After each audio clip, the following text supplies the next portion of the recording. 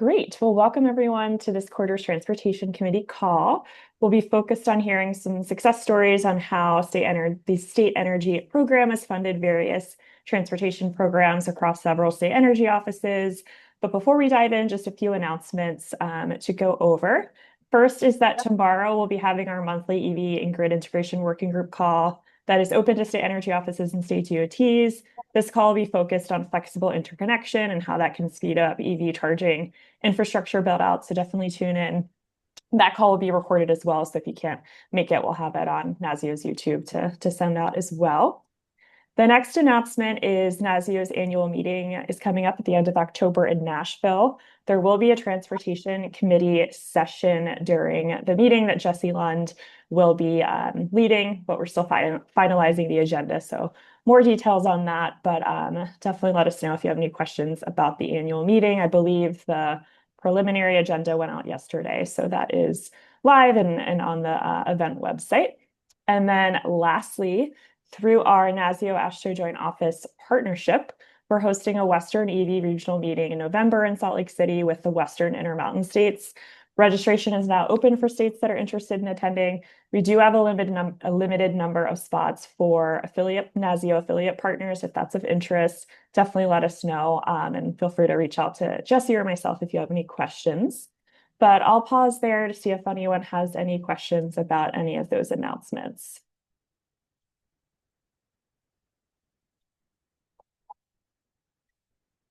All right, hearing none.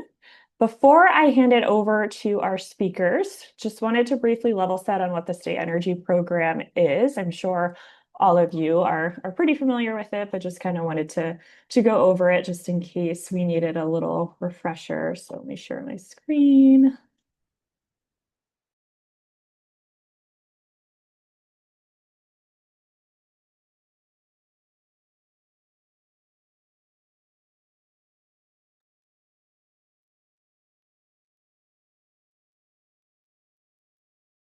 Okay, can everyone see that? Okay, great.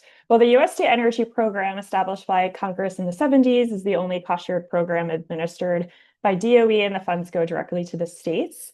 And the governors do have discretion and deference to how those state energy program dollars are funded within a broader kind of framework set by Congress. So if you want more information, I've linked the SEP page on NASEO's website right here, and I'll put it in the chat in a little bit. But we just have more information about SEP and a few other examples of how states have spent their SEP dollars on various transportation programs. So I'll put that in the chat in a second. And then just kind of the next slide, how are SEP funds used? They are used to support a wide variety of energy programs. Today, we'll obviously be focusing on programs that are there to support the transportation sector, including EV and alternative fuel incentive programs and kind of other research and kind of development on that end. So, and then these are just a few examples of kind of other ways states are spending their SEP dollars. But this webinar series is part of a larger series within NASEO where we're going to be hearing from a few other state energy offices discussing how they're using their dollars to fund other kind of programs along the other programs that NASEO supports. So this is the transportation rendition of the SEP success stories. So wanted to just kind of level set there. But now we can dive into our presentation. So with that, I'll hand it over to our first presenter, Ed Cronin from the Virginia Department of Energy. Thanks. Everyone hear me okay? I'm going to share my screen. All right. Well, I appreciate the opportunity to be here today. My name is Edward Cronin. I'm the transportation lead and GIS analyst for the Virginia Department of Energy's State Energy Office. And I'm here today to discuss the success of the Electric Vehicle Charging Assistance Program, also known as EV-CAP. And so this is an EV-CAP creates opportunities for local projects that deploy electric vehicle charging stations. And why this matters, EV-CAP is a showcase for how SEP formula funding can be used to support the growing ecosystem for electric vehicles. EV was created using SEP formula funding provided through the IIJA. This original funding was to advance a wide collection of SEO programs. EV came around because it aligned with the priorities set by the Virginia Energy Plan. And the Virginia Energy Plan is a legislative requirement our agency drafts every 4 years. This plan informs and reflects the priorities of the governor's administration, and it's outlined in legislative coding. So we use this legislative coding to inform and justify the rollout of this program. And that's kind of the bottom line up front. We used our SEP formula funding to help roll out EVSC and charging assistance programs targeted at disadvantaged communities to make a equitable distribution of these fundings. And I'd like to say, to summarize EVCAP, we're watering the charging deserts of Virginia. Another piece of this was data analytics. We want to really inform the impact of this charging program on our disadvantaged community. And so this EVCAP addresses several mission points our agency is charged with, assisting the rollout of electric vehicle charging infrastructure in the Commonwealth, considering supporting disadvantaged communities, and then creating a data reporting framework. And so the period of performance for Virginia's SEP IIJA funding is January 31st, 2029, but we've been using December 31st, 2026 as our internal deadline for EVCAP. So I'll jump right into it. Here are my talking points. We'll cover a very fun range of topics involving this program, how we use the funding, the application and evaluation process, our results. I'll share a fun dashboard using ArcGIS Online Experience Builder, some next steps, and then I'll discuss the role of Clean Cities coalitions and how they've supported our sustainable transportation program, but EVCAP specifically, and then I'll finish up with some lessons learned. So let's jump into how IIJA SEP formula funding was used. So here's a little program overview with a timeline at the bottom. Virginia Energy initially received 9.5 million through IIJA, and this was divvied up to a lot of different impactful programs. 1.1 million was approved for electric vehicle supply equipment, and we rolled that into electric vehicle charging assistance program.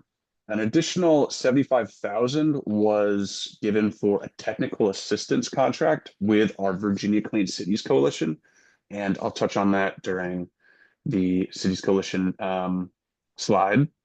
So 1.1 million total. We did 400,000 per application.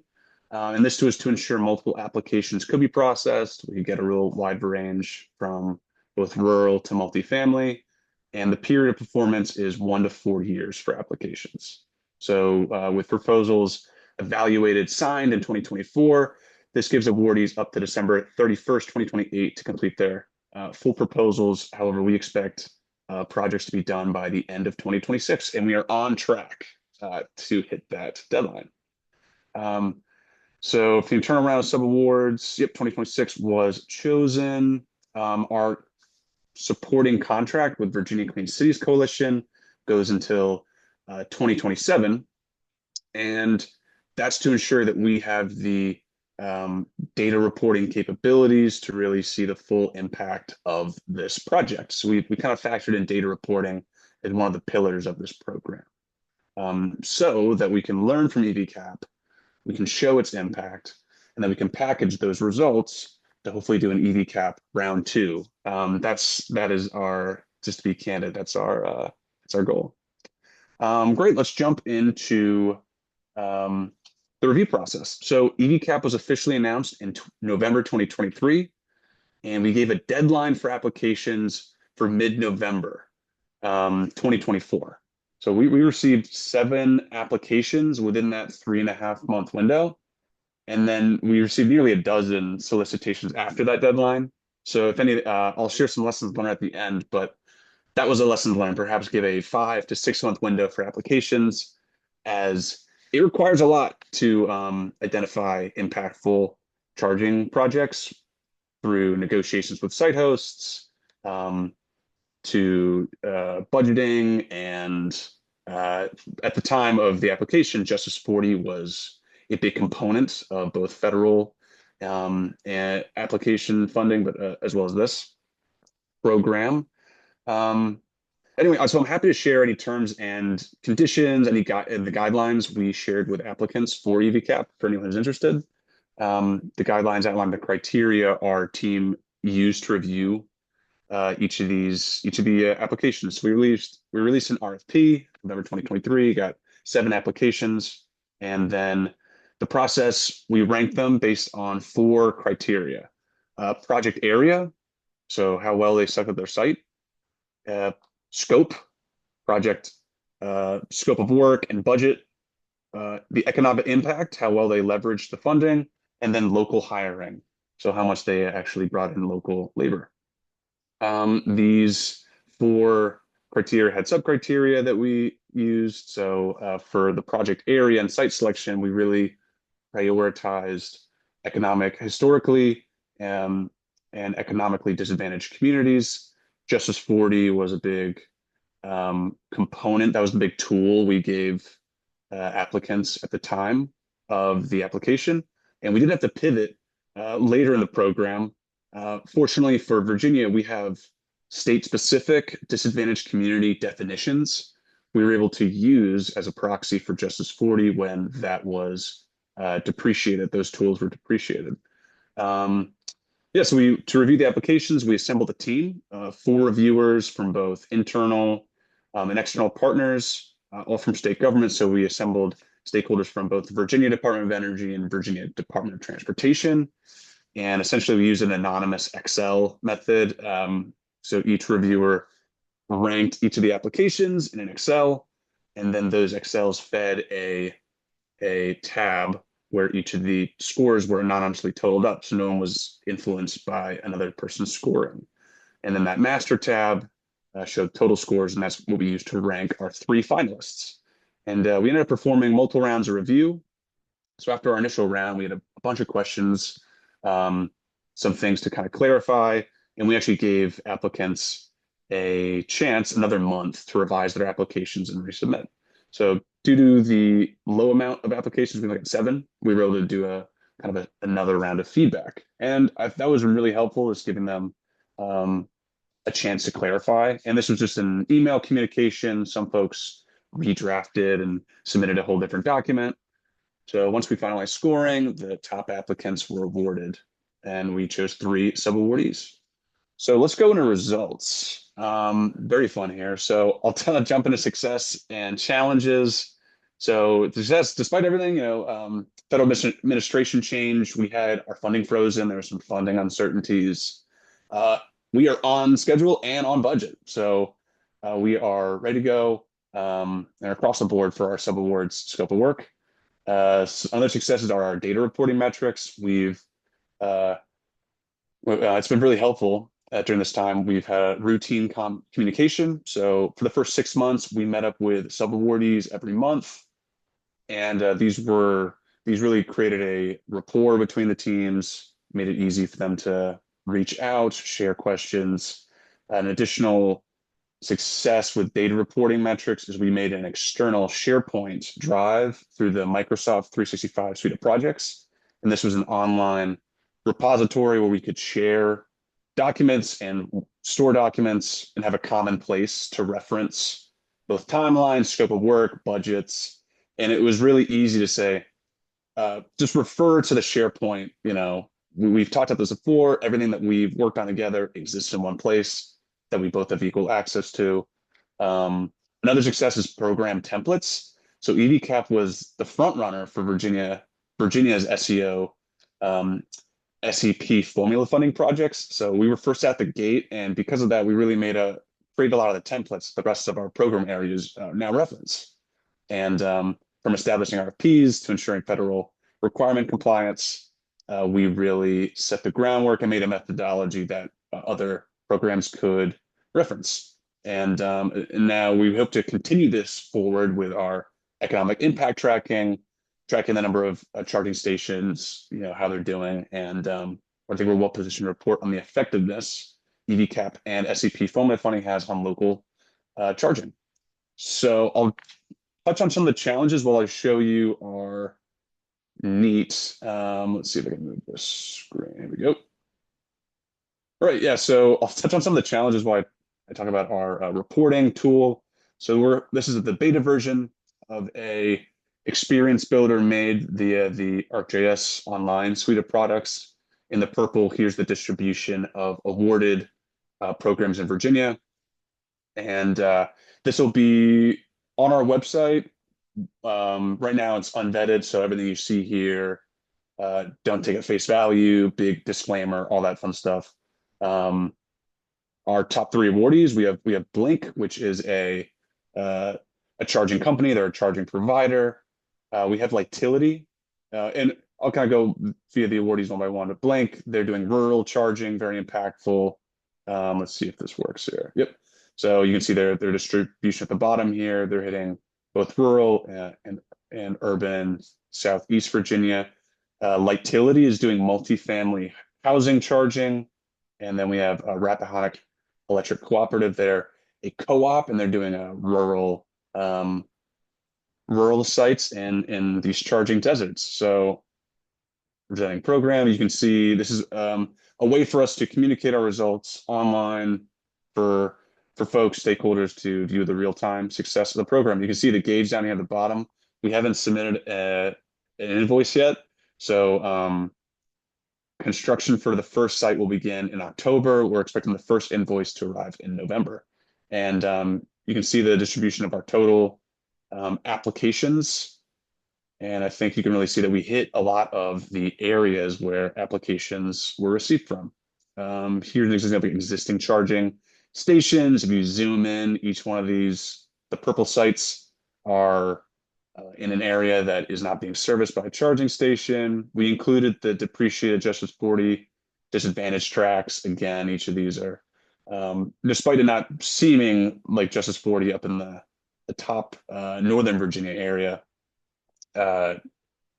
we have a state-specific disadvantaged community designation called HEDCs that we've used as a proxy for this. So I'll jump back into the presentation.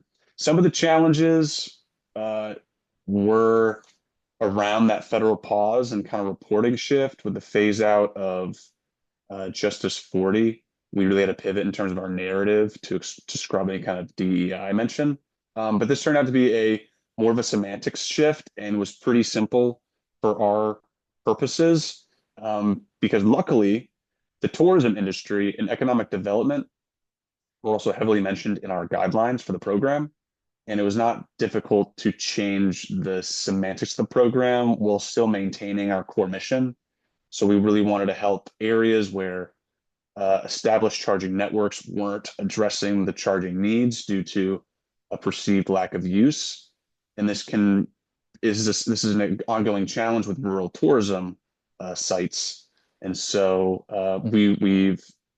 we changed our dynamic to focus on that as well. Another challenge is we had a awardee, one of our first original applicants had to bow out of the program. They got funding from Tesla. You can see here on the Eastern Shore, we had one of our original awardees was from the Eastern Shore of Virginia.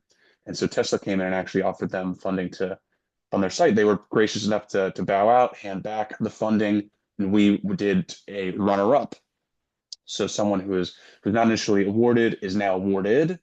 We're finalizing the negotiations with them tomorrow and should have a contract made by the end of the month. So excited to hear that. But that was a challenge to hear. We kind of had to go back to the negotiating table. And yeah, I'll continue on here. So where are our next steps? So we got to hit invoicing. The first sites are expected to break ground in October, like I mentioned, with the first invoices reported following in November. We do need to finalize that last awardee contract negotiations, which are scheduled for tomorrow, and then continually monitoring the project to make sure that we are federally compliant, operating within scope of work and evaluating the impact of local communities, data collection. I think I'm going past my time here, so I'll continue on forward. So something I did want to mention was the role of Clean Cities coalitions. So we're in partnership with the Virginia Clean Cities and Communities Coalition, and we entered into a technical support contract with them to essentially add capacity to this program. So I'm sure everyone on this call knows about Clean Cities. They 30 plus years in experience. They're both a nonprofit and a government organization. So we entered into a $75,000 contract for 4 years to essentially give us tailored support for project specific needs. This is everything from site visits to make sure that they're breaking ground when they say they're breaking ground, to helping us with data reporting and creating that methodology that we're going to roll into future programs. So, and this is a simple technical assistance contract. I'll be happy to discuss the process for creating one for anyone who is interested. And then I'll jump into lessons learned. So some big lessons learned from EVCAP was give applicants ample time to apply. 3.5 months was great for getting feedback, but come 5 months after our award, we were still getting people saying, "Hey, is it still open? Can I still apply?" So having a good window for people to apply, and then giving time to comply. So giving people chances to explain, provide follow-up information on their applications, setting expectations early, specifically for the federal requirements, BABA, Davis-Bacon, and the LCP tracker it continues to be a challenge for us to ensure that local prevailing wages are being met. But we're all locked, squared away with our federal requirements, but it just takes time. You gotta give yourself time, and then engage locally. I'd recommend reaching out to your local electric vehicle and clean cities coalitions, and then document. Make sure that the stuff you're working on can be commented on by the public and is available for your reference in the future. So thanks for your time. I'm happy to take any questions, and I'll get back to Delaney. Thanks, Ed. Jumping right along to Anna from Utah Office of Energy Development.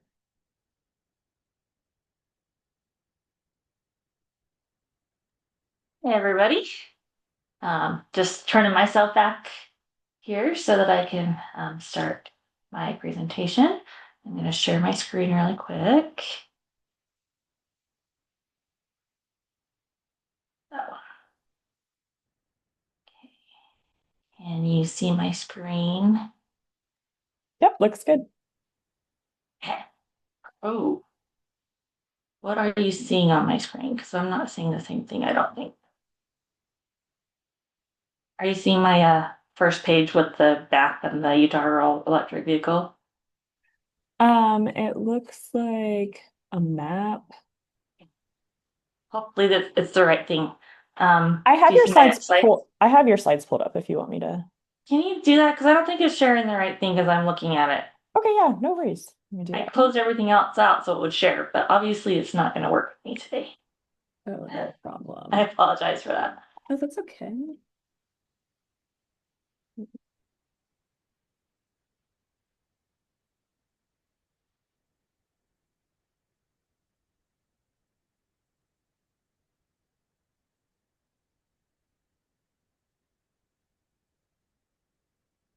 Perfect. Yep, that one. Thank you. Okay, so I'm going to be speaking to you about a program that we have done with our state funds that has been managed by our SEP administrative funds. So just to give you a background on it, once upon a time, there was a committee that was meeting that included all of the co-ops from Utah, and we realized that EV was a really big deal, but that we didn't have the infrastructure to do it throughout our state. So us being very closely intertwined with the governor's office, we met with the governor and we said, hey, we need money for this. And he said, okay, and he waved his magic wand and made it happen. And I should have probably prefaced that with once upon a time, so you knew it was a fairy tale. But we did work with our committee to get this fund. So next slide. So our committee was called the Utah Transportation Steering Committee, and it was led by the Utah Office of Energy Development. Utah has mainly one large utility and then 13 cooperatives and a whole bunch of municipalities, and they were all represented on this steering committee. And during one of the conversations in this committee, it was brought up that EV was a big deal, but that our infrastructure was not set up to manage it, especially in southern Utah, where we have a lot of parks. If you've been to Utah, you know, we have Zion and Bryce and, you know, Gran Escalante and Arches, and we're known for our national parks, and we also have a lot of state parks, but there is no EV charging infrastructure. So to travel to southern Utah, you don't want to take an electric vehicle. Let's just be completely honest with how that is and how it was at that time. So basically, the cooperatives decided to lobby our legislature to create a fund to help them with infrastructure so that they could then install EV chargers in key locations. They were successful in that, and OED received the authority to obligate and manage that funding. And we were able to do that because of our SEP funds. And so we received these funds. We proceeded to do a notice of funding opportunity where surprisingly only 2 of the cooperatives applied. So when we were looking into why did only Dixie Power and Garcane Power apply for this grant funding, we found out that the cooperatives got together and collaborated and identified where the need was the highest to use these funds. And so that's why they were the only ones who applied. Next slide. So I'm going to talk about their projects because they were awarded the funding. So this had 2 tracks. So the funding had an infrastructure track and a EV charging track. So they applied for different projects based on whether it was an infrastructure or an actual charger. So Dixie Power's project, they ended up having 3 of them. So they had 3 infrastructure projects, and then they did the associated EV charging installation on their own. So theirs is located in St. George, Utah, and they very strategically planned, I guess I should say the first 2 were strategically planned to be centrally located around 4 state parks that have a lot of tourism. For example, Sandhill State Park gets around 1.5 million tourists every summer. And there was no EV infrastructure, so people weren't driving EVs. So they installed transformers and panels and meters and all the things they needed to bring their infrastructure in that area up to a point where they could then install EV chargers, which I will talk about that project on another slide. Their second infrastructure project, they analyzed the need near the St. George Airport that is expanding. They're getting a new controlling tower, and the airport is projected to grow by 15% per year over the next 10 years. So the need is really large. So they wanted to do an assessment to figure out what they needed to put there and to then perform those upgrades in that area. So that was their second project. Their first project is done. Their second one, they've done the assessment and they're beginning to build all of the infrastructure to go along with that. Their project cost on this, their first project they did with their infrastructure was around $152,000. It is a 1-to-1 match program. So we provided half of that from our funds and then they matched with half as well. So that was their first project. And as you can see, their cost here for the other projects as well. Altogether, they received about $400,000 to do their projects, and they've done really good things with them. So next slide. So Garcane's projects were much more intensive. And just to give you a little bit of a background as to why these were needed, Garcane Territories is a very, very dense, highly touristed area. So just to give you a better understanding of how much tourism goes into these rural communities, in last year, almost 5 million people visited Zion National Park.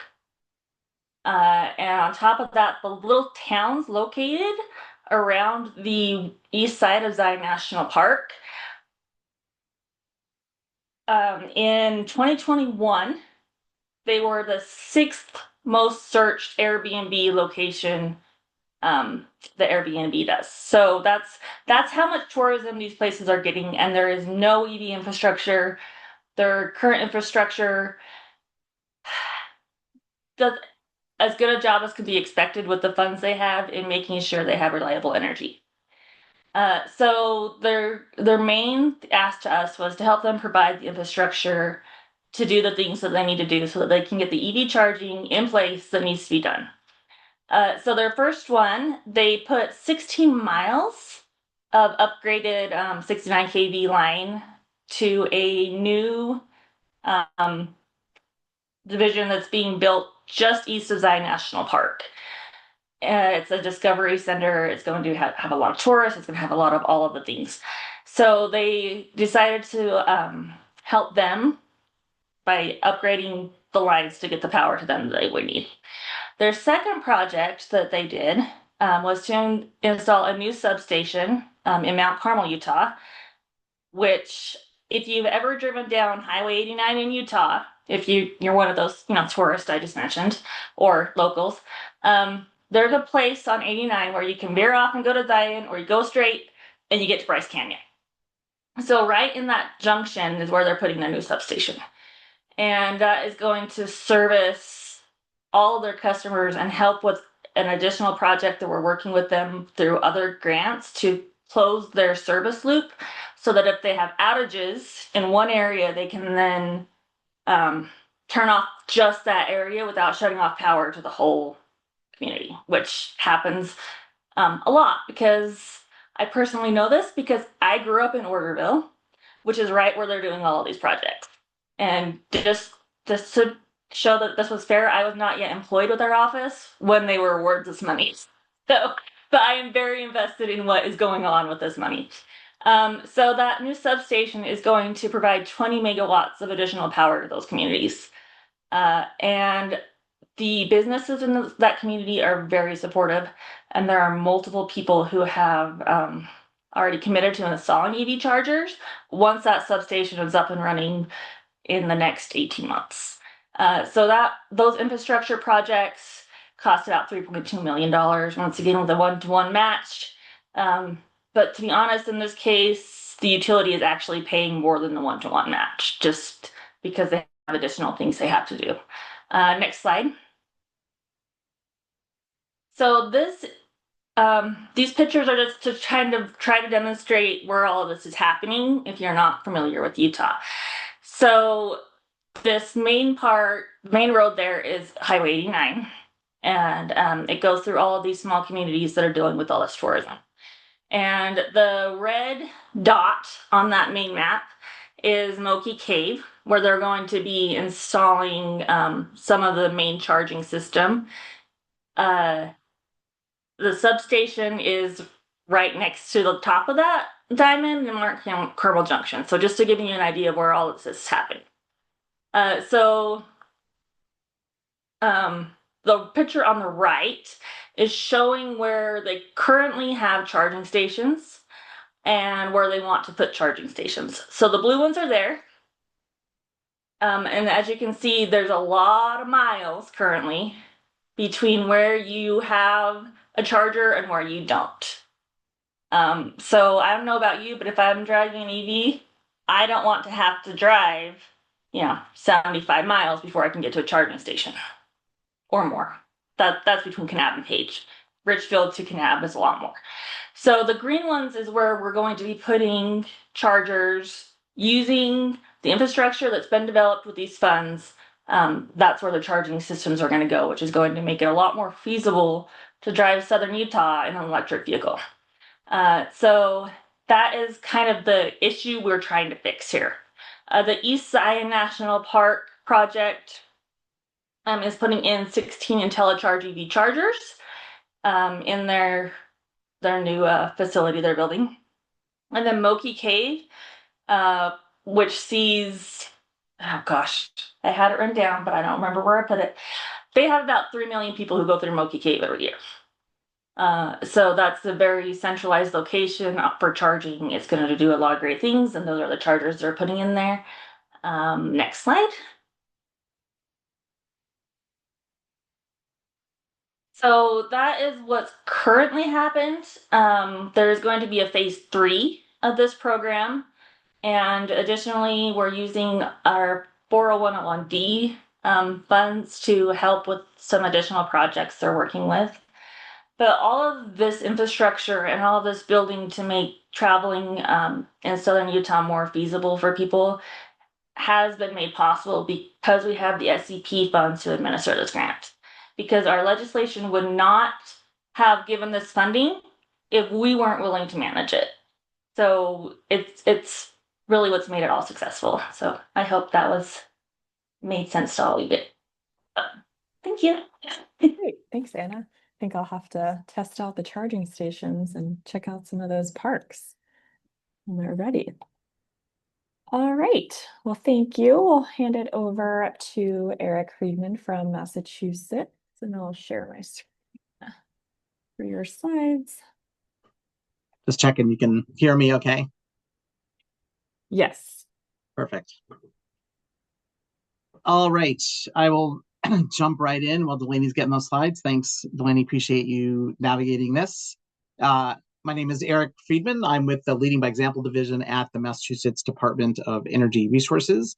And I'm going to talk today briefly about our More EV program, otherwise known as the Massachusetts Offers Rebates for Electric Vehicles. Go to the next slide. So very quickly, we are taking sort of all of the above approach to transportation electrification, looking at ways to reduce emissions from our transportation sector here in Massachusetts, which right now is the largest source of transportation emissions. And we have a series of programs which you can see here. And of course, one of them is our electric vehicle incentive program or rebate program known as More EV. And that is one piece of the puzzle where we are trying to move our programs forward to significantly reduce emissions over the next several decades. Next slide. So our funding has come from a variety of sources to run this program and to fund the rebates themselves. Primarily, we have used RGGI funds, the Regional Greenhouse Gas Initiative, which is an electricity cap and trade program here in the Northeast, to fund the rebates themselves.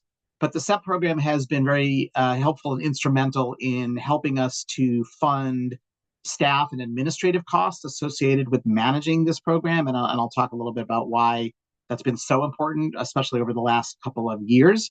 But really what this SEP funding did was allowed us to expand our team working on the management of More EV, and that has, again, become extremely important as the program has grown significantly, both in terms of reach and also in terms of program details. Next slide. This slide kind of got butchered a little bit. Sorry about that. I'm not going to go over this, but this is really just to show sort of the complexity of the program. Many of these program elements have been added in the last couple of years, which is sort of what has generated the need for significant staffing report. But we have a variety of rebate programs that range from just the standard rebate for light duty vehicles to rebates for trucks and medium and heavy duty vehicles. We have income qualifying adders, both in the light duty and heavy duty, and then also a used vehicle program. So all of those programs require different rules and different standards and different guidelines, and so requires a lot of sort of preparation and program design, as well as program oversight and management. Next slide. This is what I was referring to. So bringing on staff in the early 2020s has been really helpful in overseeing the rapid growth and expansion of our program. We spent almost $60 million on rebates in 2024. That's, up like $5 to $10 million for the previous years from 2014 to 2022. Lots of reasons for this growth, including just new programs that were authorized and required by the legislature. But having additional staff, again, to help manage these programs, design the program elements, and to help manage them has been extraordinarily helpful. Next slide. So as I mentioned, some of the programs we have implemented in recent years with help from our new staff have been a used program, which requires or uses a pre-qualification application, and then also what we call a More EV Plus. This is an income adder, which is based on participation in a variety of low-income programs here in Massachusetts. Both of these programs started off slowly and have grown over time, and in recent months we've started to see some more significant uptake. This is just one example of the growth of the programs that we're seeing across the different program elements. Next slide. Something got lost in the translation slides here. Well, sorry about that. And I think one of the things we always try and look at is the effectiveness of our rebate program in driving total EV adoption across Massachusetts. What we have found using some survey data and also looking at overall EV registrations in Massachusetts is about half of the total number of EVs in Massachusetts have actually received a More EV rebate. And when we do surveys, as imperfect as they are, we find that about half, depending on sort of the cost of the vehicle, the price of the vehicle, about half, maybe a little bit more, of respondents say that the rebates have been essential to the purchase decision to buy an EV.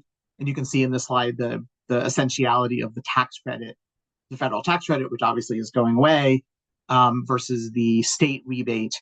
Both of them obviously pretty strongly essential to purchasers' decisions to go with a battery electric vehicle. Next slide. No, I'm certainly not going to read all of this, but I will say that we do have a program administrator, a nonprofit firm or firm that we work with to manage all of the day-to-day operations. There's obviously over 1,000 rebate applications that come in every month. Those have to be reviewed and processed and verified. Payments have to be made, invoices have to be prepared. That all happens with the program administrator. But that does not mean that we as an agency and as a program do not have quite a bit of responsibilities and jurisdiction that we have to be in charge of. And so on the left here is just all of the things that we are doing, again, with some of the staff support funded through SEP funding. Anything ranging from, as I've mentioned before, the initial program design and criteria for eligibility, to writing the program regulations and developing guidelines, reviewing appeals and making final decisions, and then completing all of the reporting obligations that are required from the different funding sources, just as some examples of things that our staff are responsible for to oversee the program. Next slide. And lastly, lessons learned. I know these slides will be shared, I'm sure. So I'm not going to go over them in great detail, but we are learning a lot as we run this program and manage it, and are working to make some changes again to the program to try and make our spending a little bit more cost effective and to target it to as to the greatest extent as we can to the residents and the car buyers that truly need the rebate. So we are making some changes on vehicle eligibility, on rebate amounts for certain types of vehicles. And so I think one of the things, that we have learned and we wish we had more of is quite a bit of flexibility in changing the program. The legislature, in its infinite wisdom, kind of directed us to run a program that had pretty stringent requirements on it. And so it has limited our ability to change the program in response to market conditions or funding resources. So that is something I think that we would love to have. I also think we made some changes that have streamlined and facilitated the rebate program, including establishment of point of sale rebates where customers can actually get the rebate directly from the dealer, and then the dealers apply for the rebate to the program. That has had a dramatic impact in increasing the uptake of rebates. But that program took a while to get off the ground and did certainly require a lot of engagement and direct communication with dealers to make sure that they were comfortable with the process and to make sure that they understood exactly what they were required to do. And the goal there, of course, was to try and avoid any sort of confusion at the dealer side where they would give rebates and then find out that they were not eligible to give those rebates and then would be stuck with having handed out rebates that they could not be compensated for. So we worked hard early on to try and mitigate some of that. And lastly, I'll just say here that free ridership is an issue with these programs that we are continually trying to address. And as I said, some of our changes will be focusing on trying to reduce vehicle eligibility to lower cost vehicles and trying to expand our direct reach to customers that truly need rebates, as opposed to just taking sort of a broad brushstroke and giving rebates to anybody who's buying an electric vehicle. So I think I will stop there. I'll turn it back to you, Delaney. Great, thanks, Eric. And to wrap us up, I'll hand it over to Stephanie from Rhode Island. Awesome, thanks, Delaney. I will share my screen.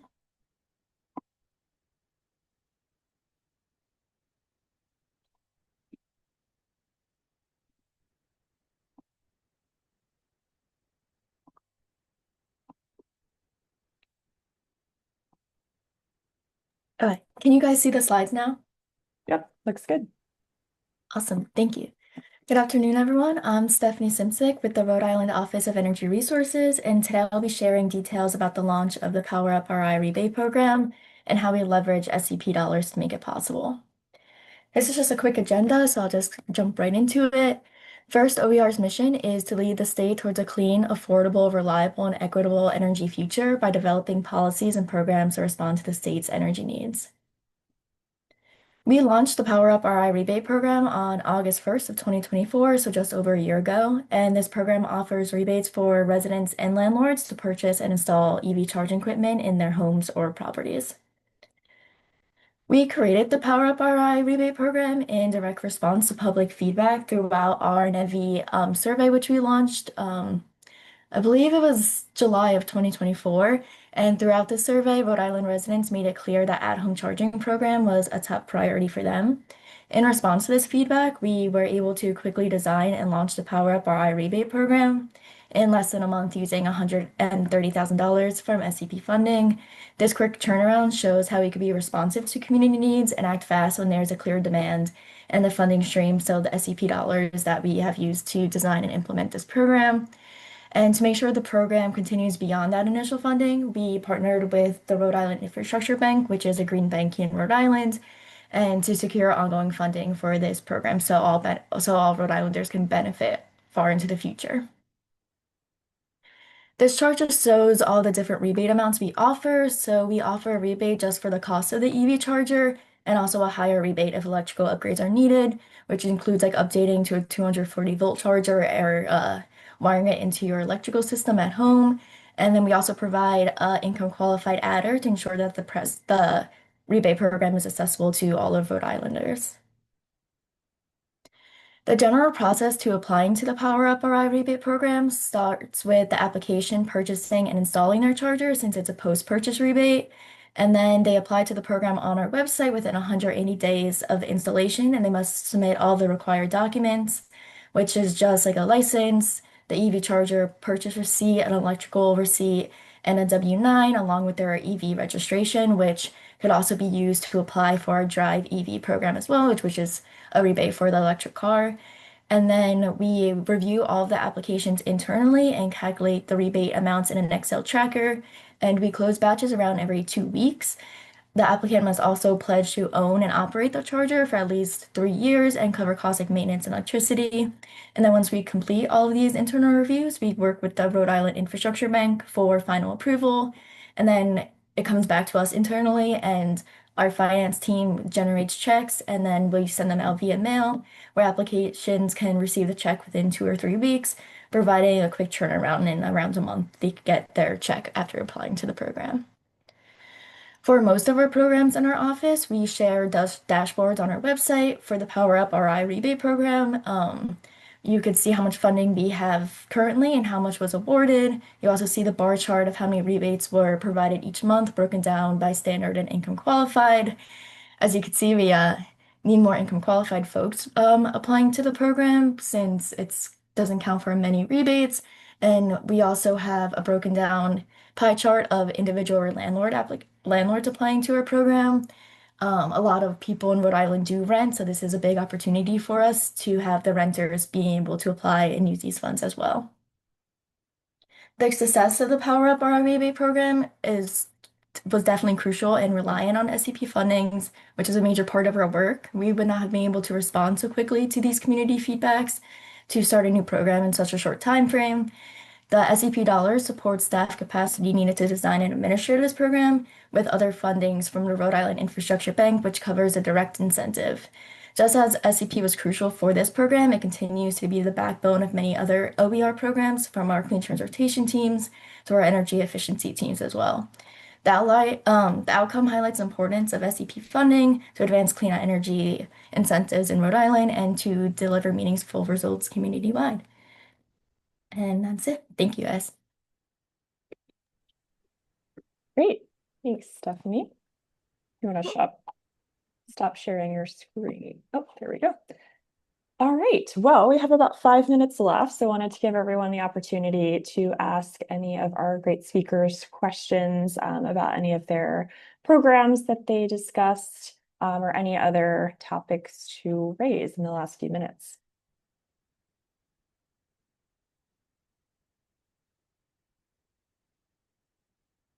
I just want to say thank you. Thank you for the selection of speakers from across the country and the great information about things that are going on. And it's exciting to see rural, urban, big, small.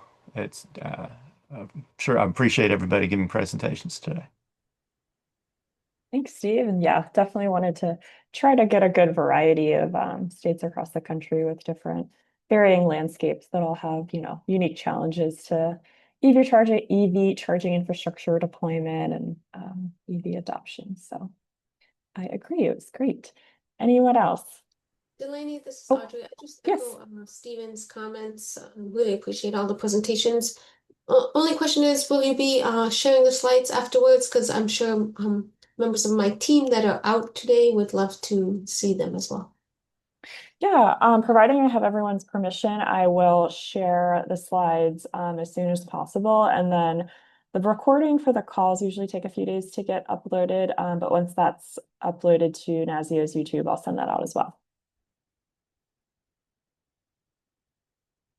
All right, well, thank you everyone for attending, and thanks again to our great speakers for sharing all their incredible insights and really highlighting all the great work that the State Energy Program supports.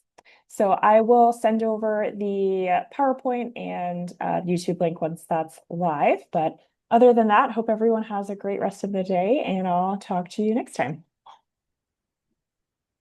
Thank you. Bye.